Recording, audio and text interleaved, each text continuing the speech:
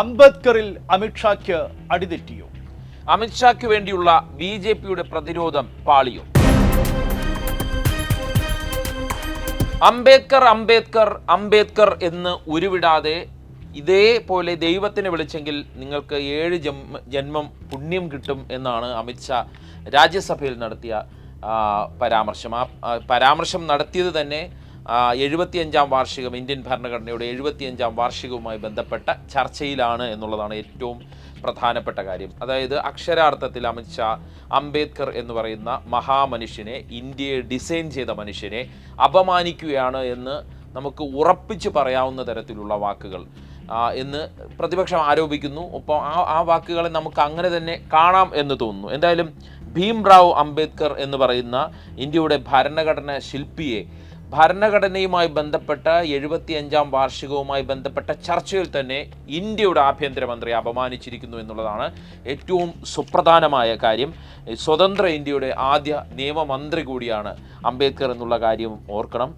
ഞാൻ നേരത്തെ പറഞ്ഞതുപോലെ ആധുനിക ഇന്ത്യയെ ഡിസൈൻ ചെയ്ത മനുഷ്യൻ, ഇന്ത്യയുടെ സാമൂഹിക അനീതിക്ക് അതിർവരമ്പുകളിൽ നിന്ന് ഇന്ത്യയെ മോചിപ്പിച്ച മനുഷ്യൻ, ദളിത് മുന്നേറ്റത്തിന് വേണ്ടി എന്നും പ്രവർത്തിച്ച, എന്നും വാദിച്ച, ദളിത് മുന്നേറ്റത്തിൻ്റെ ഒരു ആദ്യ നവോത്ഥാന നേതാവ് എന്നൊക്കെ പറയാവുന്ന ഒരു മനുഷ്യൻ, ആ മനുഷ്യനെയാണ് ഇന്ത്യയുടെ ആഭ്യന്തരമന്ത്രി അമിത്ഷാ വെറും BJP നേതാവല്ല, ഇന്ത്യയുടെ ആഭ്യന്തരമന്ത്രിയാണ്.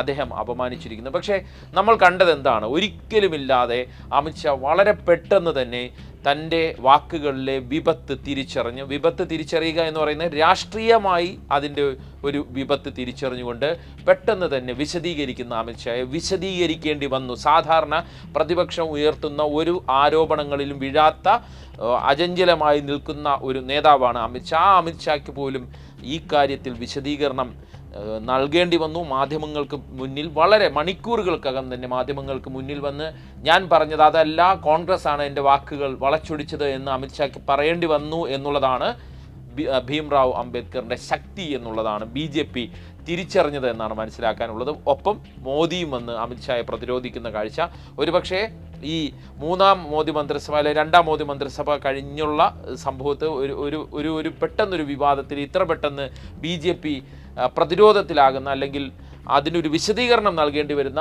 ആദ്യ കാഴ്ച എന്ന് തന്നെ നമുക്ക് പറയാൻ കഴിയും. എന്തായാലും എനിക്ക് തോന്നുന്നു സുബീഷ്, ഇത് ഒരു പ്രതിപക്ഷ പ്രതിഷേധം മുന്നിൽ കണ്ടോ, അല്ലെങ്കിൽ ഇതിൻ്റെ ഒരു അംബേദ്കറിനെ അപമാനിച്ചു പോയല്ലോ എന്നുള്ള പെട്ടെന്നുള്ള ഒരു കുറ്റബോധം കൊണ്ടോ വിശദീകരിച്ചതല്ല അമിത്ഷാ എന്നാണ് എനിക്ക്. നമ്മൾ ഈ ഒരു ഇന്ത്യൻ രാഷ്ട്രീയം, ഇപ്പോഴത്തെ ഇന്ത്യൻ രാഷ്ട്രീയം, അതും ജാതി വ്യവസ്ഥകളിൽ നിന്ന് വളരെ മൈന്യൂട്ടായിട്ടുള്ള കാര്യങ്ങൾ മൈക്രോ മാനേജ്മെൻറ്റ് നടത്തി എല്ലായിടത്തും വിജയിച്ചു കയറുന്ന BJPക്ക് ഈ അമിത്ഷാ പറഞ്ഞ ആ പരാമർശം തെറ്റായി. എനിക്ക് തോന്നുന്നു RSSൽ നിന്ന് തന്നെ അമിത്ഷായ്ക്ക് പെട്ടെന്ന് നിർദ്ദേശം കിട്ടിക്കാണും, ഇത് വിശദീകരിക്കണം. കാരണം ഇത് വലിയ ഒരു പ്രശ്നമാണ്. നിങ്ങൾ വിചാരിക്കുന്ന സാധാരണ ന്യൂനപക്ഷങ്ങൾക്കെതിരെയൊക്കെ അമിത്ഷാ, മോദിയൊക്കെ വലിയ പരാമർശങ്ങൾ നടത്താറുണ്ട്. പ്രതിപക്ഷം വലിയ രീതിയിൽ അതിനെ പ്രതിരോധിക്കാറുണ്ട്, അല്ലെങ്കിൽ ആ വിഷയം ഉയർത്താറുണ്ട്. ഇങ്ങനെ സംസാരിക്കാമെന്ന് ചോദിക്കാറുണ്ട്, മൈൻഡ് ചെയ്യാറില്ല. ഭരണപക്ഷം, മോദി, അമിത്ഷാ ഒന്നും മൈൻഡ് ചെയ്യാറില്ല. പക്ഷേ അമിത്ഷാ ഇപ്പോൾ പറഞ്ഞത് അംബേദ്കർക്കെതിരെയാണ്. അംബേദ്കർക്കെതിരെ പറയുമ്പോൾ അത് പൊള്ളും. ഇന്ത്യയുടെ ദളിത് ജനസംഖ്യയുടെ ഒരു അളവ് പരിശോധിച്ചാൽ മാത്രം മതി. ഏകദേശം 16% വരുന്ന ദളിത് ജനസംഖ്യയുണ്ട്. ഒപ്പം അതിൽ ഒരു രാഷ്ട്രീയമുണ്ടെന്നാണ് സുബീഷ് എനിക്ക് മനസ്സിലാക്കാൻ കഴിയുന്നത്. അതായത് 2 പ്രധാന നിയമസഭകളിലേക്ക് തിരഞ്ഞെടുപ്പ് വരുന്നു. ഒന്ന് ഡൽഹിയിൽ ഫെബ്രുവരി 2020, അടുത്ത വർഷം ഫെബ്രുവരിയിലാണ് തിരഞ്ഞെടുപ്പ്. ബീഹാറിൽ ഒക്ടോബറിലോ നവംബറിലോ തിരഞ്ഞെടുപ്പ് വരുന്നു. ഈ ഇന്ത്യയുടെ ദളിത് പോപ്പുലേഷൻ എന്ന് പറയുന്നത് കൃത്യമായി പറഞ്ഞാൽ 16.6, അതായത് 2011 സെൻസസ് പ്രകാരം.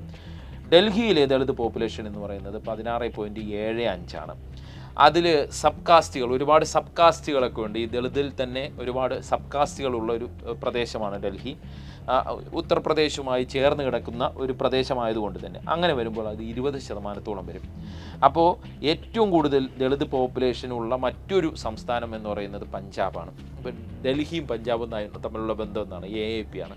അപ്പോൾ ഇത് ആം ആദ്മി പാർട്ടി വലിയ രീതിയിൽ ഉയർത്തും എന്ന് പെട്ടെന്ന് തിരിച്ചറിയുകയാണ്. മാത്രമല്ല എനിക്ക് തോന്നുന്നു ഈ ബീഹാറിൽ തിരഞ്ഞെടുപ്പ് വരുന്നു എന്ന് ഞാൻ പറഞ്ഞു. ബീഹാറിൽ വരുന്ന തിരഞ്ഞെടുപ്പ് ഒക്ടോബറിൽ അല്ലെങ്കിൽ നവംബറിൽ വരുന്നു. അവിടെയും ദളിതർ വളരെ നിർണായക ശക്തിയാണ്. ഒപ്പം LJP ഉണ്ട്, ഒപ്പം ഈ നിതിൻ റാം മാഞ്ചിയുടെ ഹിന്ദുസ്ഥാൻ അവാമി മോർച്ചയുണ്ട്. അപ്പോൾ എനിക്ക് തോന്നുന്നു ഒരുപക്ഷെ നിതീഷ് കുമാർ തന്നെ പെട്ടെന്ന് ഈ ഒരു വിഷയം അമിത്ഷായുടെ ശ്രദ്ധയിൽപ്പെടുത്തി കാണും. മോദിയെ കൊണ്ട് മോദി തന്നെ പെട്ടെന്ന് വന്ന് അമിത്ഷായെ പ്രതിരോധിക്കുന്നത് നമുക്ക് കാണേണ്ടി വന്നു. എല്ലാവരും പറഞ്ഞ എന്താണ്, കോൺഗ്രസ് ആണ് അംബേദ്കർ വിരുദ്ധ പാർട്ടി, ഞങ്ങൾ ഭരണഘടനയെ അംഗീകരിക്കുന്ന പാർട്ടിയാണ് ഞങ്ങൾ.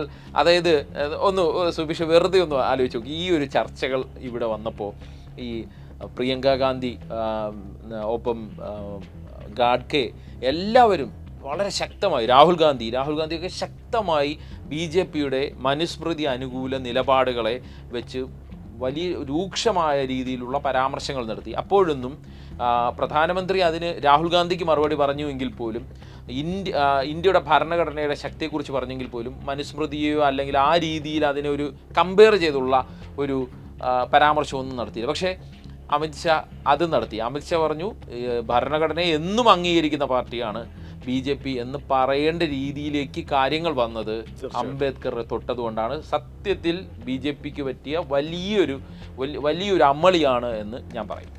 ഇവിടെ അൻഷാദ്, പ്രധാനപ്പെട്ടതായി നമ്മൾ ഓർക്കേണ്ട ഒരു പ്രശ്നമെന്ന് പറയുന്നപ്പോൾ, മൂന്നാം മോദി സർക്കാർ അധികാരത്തിൽ വന്നിട്ട് 193 ദിവസം പിന്നിട്ടിരിക്കുന്നു. ഈ 193 ദിവസം പിന്നിടുമ്പോൾ ഒരേ സമയം ഭരണപക്ഷത്തും പ്രതിപക്ഷത്തും ഒരു ക്രൈസിസ് ഉണ്ട്. ഭരണപക്ഷത്തെ ക്രൈസിസ് എന്ന് പറയുന്നത് ഇപ്പോൾ 1 നേഷൻ 1 ഇലക്ഷൻ ബില്ല് അവതരിപ്പിച്ചു. പക്ഷേ എനിക്ക് തോന്നുന്നില്ല അത് സഭ കടക്കും എന്ന്. കാരണം 3/2 ഭൂരിപക്ഷം വേണം. അങ്ങനെ ഒരു ഭൂരിപക്ഷത്തിലേക്ക് BJP സഭ കടക്കാനുള്ള നീക്കങ്ങൾ അമിത്ഷാ തുടങ്ങി. അപ്പോൾ അതെന്തോ ആകട്ടെ, ഈ 1 നേഷൻ 1 ഇലക്ഷൻ എന്ന് പറയുമ്പോൾ തന്നെ അവിടെ പ്രാദേശിക പാർട്ടികളുടെ ഒരു വ്യക്തിത്വം പ്രസക്തി ഇല്ലാതാവുകയാണ്. അപ്പോൾ ഈ NDAയിൽ ഉള്ള TDP, JDU തുടങ്ങിയ പാർട്ടികൾ തന്നെ, ഇപ്പോൾ BJP കഴിഞ്ഞാൽ പിന്നീട് ഏറ്റവും വലിയ ഒറ്റ പാർട്ടികൾ അവരാണല്ലോ, അവരുടെ പോലും ഒരുപക്ഷെ പൂർണ്ണമായ പിന്തുണ ആശയപരമായി ഈ വിഷയത്തിൽ BJPക്ക് കിട്ടണം എന്നില്ല. അതിനാൽ തന്നെ BJPക്ക് അതിനകത്ത് തന്നെ ഒരു ക്രൈസിസ് ഉണ്ട്, ഒരു ആശയക്കുഴപ്പമുണ്ട്. മാത്രമല്ല ഇതിനപ്പുറത്തേക്ക് പോയി കഴിഞ്ഞാൽ RSSന്റെ പിന്തുണ ഈ വിഷയത്തിൽ ഇല്ല, അംബേദ്കർ വിഷയത്തിൽ എന്തായാലും ഇല്ല.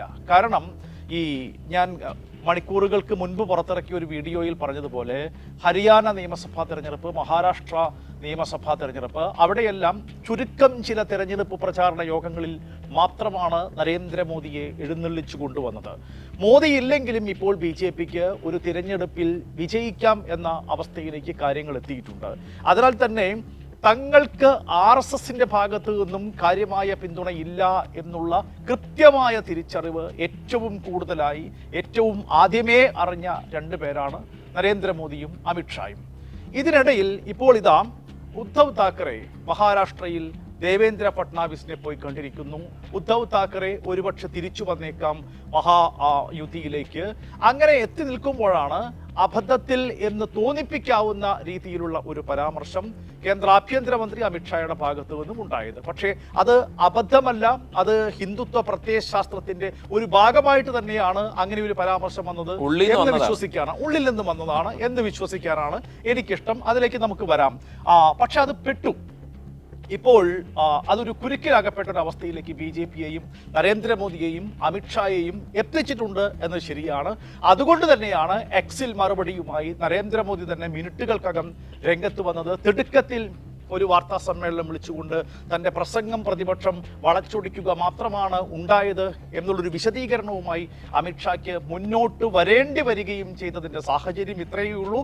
തങ്ങൾക്ക് പാർട്ടിക്കകത്ത് നിന്ന് അല്ലെങ്കിൽ RSSൽ നിന്നും കൃത്യമായ ഒരു പിന്തുണ ഈ വിഷയത്തിൽ കിട്ടാൻ പോകുന്നില്ല എന്ന് തന്നെയാണ് തങ്ങളെ ന്യായീകരിക്കേണ്ടത്, അമിത്ഷായെ ന്യായീകരിക്കേണ്ടത്. മോദിയുടെയും അമിത്ഷായുടെയും മാത്രം ആവശ്യമായി വന്നിരിക്കുന്നു എന്ന ദയനീയതയിലേക്ക് BJP എത്തിച്ചേർന്നതല്ല, നരേന്ദ്രമോദിയും അമിത്ഷായും എത്തിച്ചേർന്നിരിക്കുന്നു എന്നുള്ളതാണ്. ഇനി അപ്പുറത്തേക്ക് പോയാൽ ഇതേ ക്രൈസിസ് ഇന്ത്യ സഖ്യത്തിലും ഉണ്ട് എന്ന് തന്നെ പറയേണ്ടി വരും. കാരണം നാളുകൾക്ക് മുൻപ് തുടങ്ങി വെച്ച ചർച്ചകൾ എന്തായിരുന്നു? രാഹുൽ ഗാന്ധിയെ മാറ്റണം, താൻ ആ സ്ഥാനത്തേക്ക് വരാൻ തയ്യാറാണ് എന്ന് മമതാ ബാനർജി പറയുന്നു.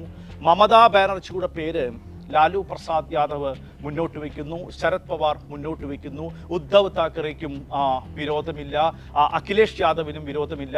അങ്ങനെ അവിടെ ഒരു രാഹുൽ വിരുദ്ധ ചേരി പരോക്ഷമായെങ്കിലും രൂപപ്പെട്ടു വരികയാണ്.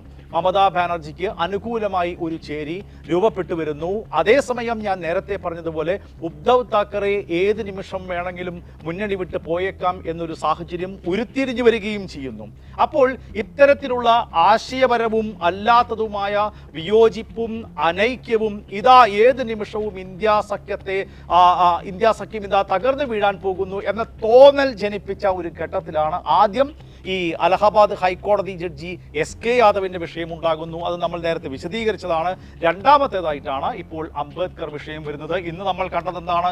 ഇന്നലെയും ഇന്നുമായി പാർലമെന്റ് സാക്ഷ്യം വഹിച്ചെന്താണ്? ഈ രീതിയിലുള്ള നേരത്തെ പരാമർശിച്ച ഈ ആശയപരവും അല്ലാത്തതുമായ അനൈക്യം, വിയോജിപ്പ് എല്ലാം മറികടന്നുകൊണ്ട് ഒന്നിക്കുന്ന ഇന്ത്യ സഖ്യത്തെയാണ്, പ്രതിപക്ഷത്തെയാണ് നമ്മൾ പാർലമെന്റിനകത്തും ഇന്ന് പുറത്തും കണ്ടത്. അവിശ്വസനീയമായ രീതിയിൽ തങ്ങൾക്കുള്ളിൽ ഏതെങ്കിലും രീതിയിലുള്ള വിയോജിപ്പുകളും അനൈക്യവും ഒക്കെ ഉണ്ടെങ്കിലും പക്ഷേ രാജ്യത്തിനു വേണ്ടി അപ്പുറത്ത് എന്താ ഉള്ളത്? അപ്പുറത്ത് വർഗീയതയാണ്, ഹിന്ദുത്വ പ്രത്യയശാസ്ത്രമാണ്. അതിനെ ഒന്നിക്കാൻ തങ്ങൾ ഇതെല്ലാം മാറ്റിവെച്ചുകൊണ്ട് ഏത് ഘട്ടത്തിലും സജ്ജരാണ് എന്ന സന്ദേശം രാജ്യത്തിന് നൽകാൻ ഇതാ ഇന്ത്യ സഖ്യത്തിന് കഴിഞ്ഞിരിക്കുന്നു.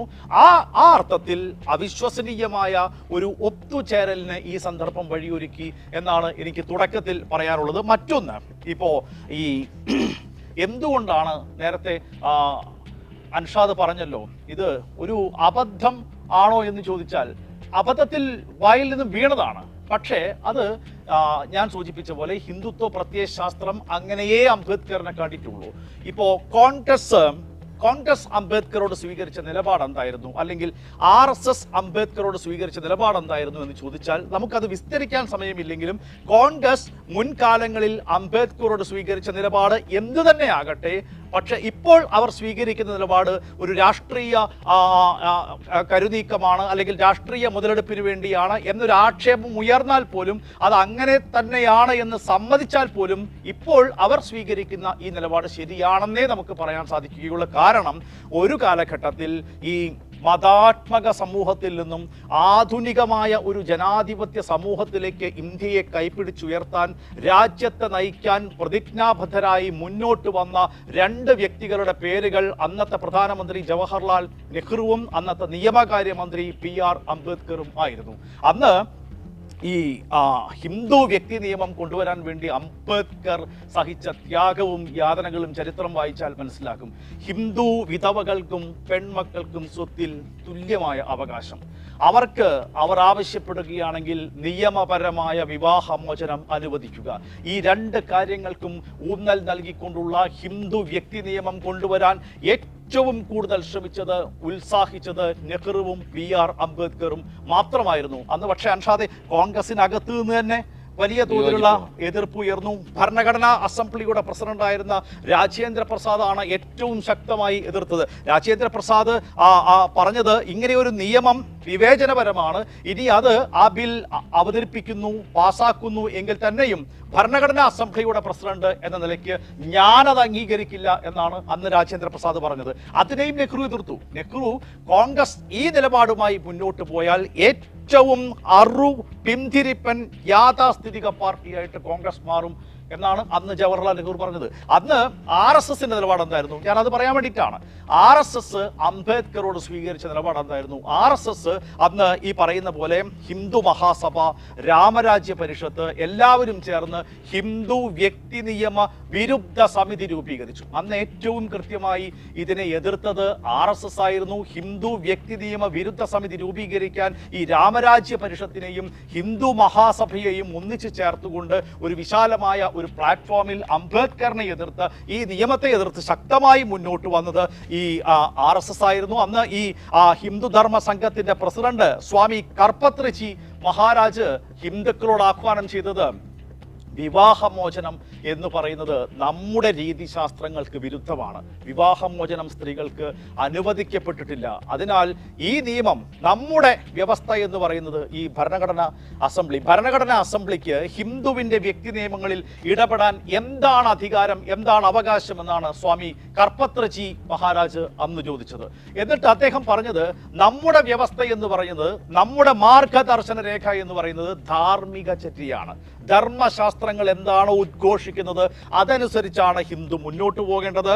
അതനുസരിച്ച് ഹിന്ദു സ്ത്രീകൾക്ക് വിവാഹമോചനം അനുവദിക്കുക എന്നുള്ളത് നിഷിദ്ധമാണ്. അതിനാൽ സകല ഹിന്ദുക്കളും ഈ നിയമത്തിനെതിരെ തെരുവിലിറങ്ങണം, നിങ്ങൾ ധർമ്മഭടന്മാരാകൂ എന്നാണ് സ്വാമി കർപ്പത്രജി മഹാരാജ് അന്ന് പറഞ്ഞത്. മാത്രമല്ല RSS അന്ന് 1951 സെപ്റ്റംബറിൽ പാർലമെന്റിലേക്ക് പ്രതിഷേധ മാർച്ച് നടത്തി. 4 വർഷമാണ് ഈ ബില്ലിന്മേൽ ചർച്ചകൾ നടന്നത്. എന്നിട്ട് എന്താ ഒടുവിൽ സംഭവിച്ചത്? പാർലമെന്റിന്റെ കാലാവധി കഴിഞ്ഞു, ബില്ല് ലാപ്സായി. അന്ന് ഹൃദയവേദനയോടുകൂടി അംബേദ്കർ പറഞ്ഞ ഒരു കാര്യമുണ്ട്.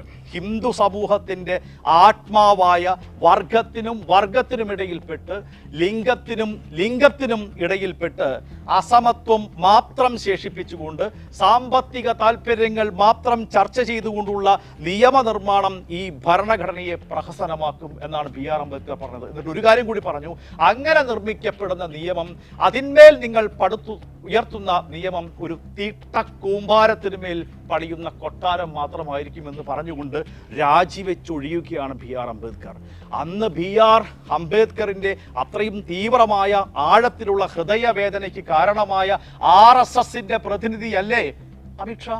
അപ്പോൾ അതുകൊണ്ട് അമിത്ഷാ ഇപ്പോൾ അറിയാതെ പറഞ്ഞു പോയതാണ്, പക്ഷേ ഉള്ളിൽ നിന്നും വന്ന വാക്കാണ്. എന്താ പറഞ്ഞത്? അംബേദ്കർ അംബേദ്കർ അംബേദ്കർ അംബേദ്കർ. ഇത് പറയുന്നത് ഇപ്പോൾ ഒരു ഫാഷനായി മാറിയിരിക്കുന്നു. അത്രയും സമയം നിങ്ങൾ ദൈവത്തിന്റെ നാമം ഉരുവിട്ടാൽ നിങ്ങൾക്ക് നേരത്തെ അൻഷാദ് പറഞ്ഞതുപോലെ 7 ജന്മത്തിലും സ്വർഗം കിട്ടും. അപ്പോ അങ്ങനെ ആ സ്വർഗം കിട്ടുന്ന അവസരം ഇല്ലാതാക്കുന്ന ഒരാൾ മാത്രമാണ് BR അംബേദ്കർ. നിങ്ങൾ BR അംബേദ്കറിന്റെ പേരുപേക്ഷിക്കൂ, നിങ്ങൾ ദൈവത്തിന്റെ നാമം ഉരുവിടൂ, അങ്ങനെയാണെങ്കിൽ നിങ്ങൾക്ക് സ്വർഗം കിട്ടും എന്ന് പറയുന്നത് BJP നേതാവായ അമിത്ഷാ അല്ല, കേന്ദ്ര ആഭ്യന്തരമന്ത്രി അമിത്ഷായാണ്. അതുകൊണ്ട് അന്ന് ഈ ഹിന്ദു വ്യക്തി നിയമം രൂപീകരിച്ചപ്പോൾ എന്താണോ ഉണ്ടായത് അതിന് തുല്യമായ ഒരു പോരാട്ടം, ആ നിയമത്തിനെതിരായിട്ടുള്ള പോരാട്ടമല്ല. അങ്ങനെ പിന്നീട് ഇതെല്ലാം സാധ്യമായല്ലോ. വിവാഹമോചനം അനുവദിക്കപ്പെട്ടു, വിധവകൾക്കും പെൺമക്കൾക്കും തുല്യമായ സ്വത്തവകാശം അനുവദിക്കപ്പെട്ടു. അപ്പോൾ ഇത് കാലചക്രം തിരിയുകയാണ്. ഒരു രണ്ടാം ഘട്ടത്തിലുള്ള ഒരു പ്രക്ഷോഭം അനിവാര്യമായിരിക്കുന്നു. BJP പിന്നോട്ട് പോകുന്നു, കാലങ്ങൾക്ക് പിറകിലേക്ക് പോകുന്നു. അവർ ഇപ്പോൾ BR അംബേദ്കറിലേക്ക് എത്തിയിട്ടില്ല, അതിൽ നിന്നും മടങ്ങുകയാണ് പഴയ ഉച്ചനീചത്വങ്ങളിലേക്ക്. പക്ഷേ ഇന്ത്യ സഖ്യം മുന്നേറിയിരിക്കുന്നു. ഉള്ളിലുള്ള ആശയപരമായ വിയോജിപ്പുകളെയും ഐക്യമില്ലായ്മയും ഒക്കെ മറികടന്നുകൊണ്ട് ഇപ്പോൾ രാജ്യത്തിന് വേണ്ടി ഒന്നിക്കേണ്ട ഒരു അനിവാര്യതയിലേക്ക് ഇന്ത്യ സഖ്യം എത്തിച്ചേർന്നിരിക്കുന്നു. അതവർ നിർവഹിക്കും, ഭംഗിയോടുകൂടി നിർവഹിക്കും എന്ന് നമുക്ക് പ്രതീക്ഷിക്കാം. അൻഷാദ്, സുബീഷ്, ഈ നേരത്തെ സുബീഷ് പറഞ്ഞതുപോലെ ഈ RSS പണ്ട് തൊട്ടേ എതിർക്കുന്ന ഒരാളാണ് അംബേദ്കർ. ഇപ്പോൾ പക്ഷേ നമ്മൾ സമീപകാല RSSന്റെ അല്ലെങ്കിൽ BJPയുടെ ഒരു ചരിത്രം നോക്കിയാൽ തിരഞ്ഞെടുപ്പിൽ വിജയിക്കാൻ വേണ്ടി ദളിതരുടെ വോട്ട് വേണം. അപ്പോൾ ആ ദളിതരെ ചേർത്ത് നിർത്തുന്ന BJPയാണ് നമുക്ക് കാണാൻ കഴിഞ്ഞത്. പക്ഷേ കഴിഞ്ഞ ലോക്സഭാ തെരഞ്ഞെടുപ്പിലെ കാര്യത്തിലേക്ക് നമ്മൾ തിരികെ വന്നാൽ, ഈ കഴിഞ്ഞ ലോക്സഭാ തെരഞ്ഞെടുപ്പിൽ BJPക്ക് അതായത് 400 കടക്കും അബ്കേ ബാർ 400 പീസ് എന്നൊക്കെ പറഞ്ഞാണല്ലോ ഈ തെരഞ്ഞെടുപ്പിനെ നേരിട്ടത്. എന്ത് പറഞ്ഞാലും പ്രധാനമന്ത്രി പറയുന്നത് മോദിക്ക് ഗ്യാരണ്ടി എന്നൊക്കെയാണല്ലോ പറഞ്ഞത്. പക്ഷേ BJPക്ക് തിരിച്ചടി, അക്ഷരാർത്ഥത്തിൽ ആ തെരഞ്ഞെടുപ്പ്, ലോക്സഭാ തെരഞ്ഞെടുപ്പിൽ BJPക്ക് തിരിച്ചടിയാണ് ഏറ്റത്. പ്രതിപക്ഷം വലിയ രീതിയിൽ ശക്തി ആർജിക്കുന്ന കാഴ്ചയാണ് കണ്ടത്. അവിടെ ഏറ്റവും കൂടുതൽ BJPക്ക് തിരിച്ചടിയേറ്റ സംസ്ഥാനം ഏതാണ്? ഉത്തർപ്രദേശാണ്. ഉത്തർപ്രദേശിൽ അഖിലേഷ് യാദവ് എന്ത് തന്ത്രമാണ് അവിടെ പയറ്റിയത്?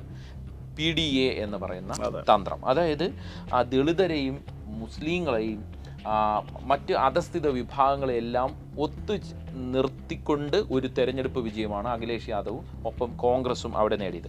അതിൽ നിന്ന് BJP ചില തിരിച്ചറിവുകൾ, BJP അല്ല RSS ബുദ്ധി കേന്ദ്രങ്ങൾ ചില തിരിച്ചറിവിലേക്ക് വരികയും ഹരിയാന തെരഞ്ഞെടുപ്പ് വന്നപ്പോൾ ഹരിയാനയിൽ നമ്മളെല്ലാവരും പ്രതീക്ഷിച്ചു കോൺഗ്രസ് വലിയ രീതിയിൽ വലിയ ഭൂരിപക്ഷത്തിൽ അധികാരത്തിൽ വരും എന്ന് പ്രതീക്ഷിച്ചെങ്കിൽ പോലും എന്താണ് അവിടെ BJP ചെയ്തു വെച്ചത്? BJP ഈ ദളിതരുമായി, ദളിത് സബ് വിഭാഗങ്ങളുമായിട്ട് ചർച്ചകൾ നടത്തി, അവിടെ ചില മൈക്രോ മാനേജ്മെൻറ്റുകൾ നടത്തി, അവരുടെ ഹൃദയത്തിലുള്ളത് പുറത്തറിയാൻ ഞങ്ങൾക്ക് കഴിഞ്ഞു എന്നാണ് ഒരു BJP നേതാവ് പ്രതികരിച്ചത്. അതായത് BR അംബേദ്കറെ പണ്ട് തള്ളിപ്പറഞ്ഞ RSS അദ്ദേഹത്തിൻ്റെ പ്രതിനിധികളായിട്ടുള്ള ദളിതർക്ക് വേണ്ടി നിൽക്കുന്ന ഒരു വൈരുദ്ധ്യാത്മകമായിട്ടുള്ള ഒരു കാഴ്ച, ആ കാഴ്ചയാണ് ഹരിയാന തെരഞ്ഞെടുപ്പിൽ കണ്ടത്. പക്ഷേ അത് അവിടെ ഈ ഹരിയാനയിൽ കോൺഗ്രസിൻ്റെ കഴിവുകേട് കൊണ്ട് BJPക്ക് ആ മൈക്രോ മാനേജ്മെൻറ്റ് വിജയിപ്പിക്കാൻ കഴിഞ്ഞു. മാത്രമല്ല കോൺഗ്രസിൻ്റെ അവിടുത്തെ തമ്മിലടി കാരണം BJP ഹരിയാനയിൽ വിജയിച്ചു വരുന്ന കാഴ്ചയാണ് കണ്ടത്. ഞാൻ നേരത്തെ പറഞ്ഞതുപോലെ തന്നെ ഈ അമിത്ഷാ ഇപ്പോഴും ഈ പെട്ടെന്ന് വിശദീകരണം അല്ലെങ്കിൽ മോദി അമിത്ഷായ്ക്ക് വേണ്ടി പ്രതിരോധം ഉയർത്തിയതെല്ലാം ഇനി വരുന്ന തെരഞ്ഞെടുപ്പുകൾ കണ്ട് ദളിതരെ കൂടെ നിർത്താനുള്ള തന്ത്രം തന്നെയാണ്. ആത്യന്തികമായി അംബേദ്കറെ എതിർക്കുന്ന ഒരു പാർട്ടി തന്നെയാണ് BJPയുടെ എന്താ പറയുക ആശയ സംഹിതയെല്ലാം നമുക്ക് പറഞ്ഞു തരുന്നത് അതാണ്. മാത്രമല്ല ലോക്സഭാ തെരഞ്ഞെടുപ്പിൽ ഏറ്റവും കൂടുതൽ BJPക്ക് തിരിച്ചടിയേറ്റത് എന്താണ്? ഇനിയും ഭരണഘടനയെ തിരുത്താൻ BJP ഒരുങ്ങുന്നു എന്നുള്ളതല്ലേ. 400-ന് മുകളിലേക്ക് പോയി കഴിഞ്ഞാൽ BJP ഭരണഘടനയെ തിരുത്തുമെന്ന് ദളിതർ മനസ്സിലാക്കിയത് കൊണ്ടാണ് വലിയൊരു തിരിച്ചടി BJPക്ക് ദളിതർ നൽകിയത്. പക്ഷേ ഈ സംഭവത്തിൽ അമിത്ഷാ സത്യത്തിൽ പെട്ടു നിൽക്കുകയാണ്. ഇനി അതിൽ നിന്ന് എങ്ങനെ NDA സഖ്യത്തിന് തിരികെ വരാൻ കഴിയും എന്നുള്ളത് നമുക്ക് കാത്തിരുന്ന് കാണേണ്ടി വരും അല്ലേ. എന്തായാലും ഇന്ത്യ സഖ്യം ഇപ്പോൾ BR അംബേദ്കറിനെതിരായ ഒരു പരാമർശത്തെ മാത്രം എതിരിട്ടാൽ പോരാ, ഈ അമിത്ഷാവൊക്കെ ഉള്ളിൽ ഒളിപ്പിച്ചു വെച്ചിട്ടുള്ള BR അംബേദ്കർ വിരുദ്ധ പ്രത്യയശാസ്ത്രത്തെയാണ് യഥാർത്ഥത്തിൽ എതിർക്കേണ്ടത്. ആ ഒരു ബോധ്യം എക്സിൽ പ്രതിപക്ഷ പാർട്ടികളുടെ ട്വീറ്റിന് വരെ നിരോധനം വന്നിരിക്കുന്നു. പക്ഷേ എത്രയൊക്കെ നിരോധിച്ചാലും അമിത്ഷാ എന്താണ് പറഞ്ഞതെന്നുള്ളത് ദളിതർ കൃത്യമായി കേട്ടിട്ടുണ്ട്. തീർച്ചയായിട്ടും അത് തന്നെയാണ് സത്യം. അപ്പോൾ ആ ഒരു ബോധ്യം ഇന്ത്യ സഖ്യത്തിന് കൃത്യമായും ഉണ്ടായിരിക്കണം. അത് ഉണ്ടാകും എന്ന് നമുക്ക് പ്രതീക്ഷിക്കാം. ഇലക്ഷൻ മാനേജ്മെന്റ് മാത്രം കണക്കാക്കിയുള്ള അല്ലെങ്കിൽ തിരഞ്ഞെടുപ്പിൽ വിജയങ്ങൾ മാത്രം ലക്ഷ്യം വെച്ചുള്ള ഒരു ചേർത്തുപിടിക്കൽ ആണ് BR അംബേദ്കറിനെ ചേർത്ത് പിടിക്കുന്നതിലൂടെ BJP ലക്ഷ്യം വെച്ചത്. പക്ഷേ ഇന്ത്യ സഖ്യത്തിന്റെ ആ ചേർത്തുപിടിക്കൽ അങ്ങനെ ആകരുത്. അതിൽ ആത്മാർത്ഥതയുണ്ടാകണം. ഉച്ചനീചത്വങ്ങൾക്കെതിരായി പോരാടിയ ഒരു മനുഷ്യന്റെ, ഒരു വ്യക്തിയുടെ മഹത്വം നിലനിർത്തുന്നതിന് വേണ്ടി ഒരു രണ്ടാം ഘട്ട പ്രക്ഷോഭം ഇന്ത്യയുടെ ഭരണഘടനയെ സംരക്ഷിക്കുന്നതിന് അതുണ്ടാകും എന്ന് തന്നെ നമുക്ക് പ്രതീക്ഷിക്കാം.